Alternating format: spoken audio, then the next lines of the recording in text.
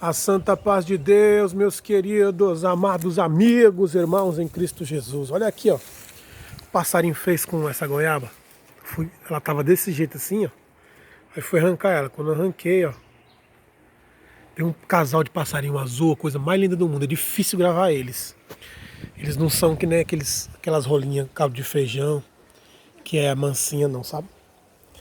E eles que comem. Aí eu tirei ela e deixei ela aqui para eles terminar de comer. Natureza, né? Natureza maravilhosa. Um abraço a todos!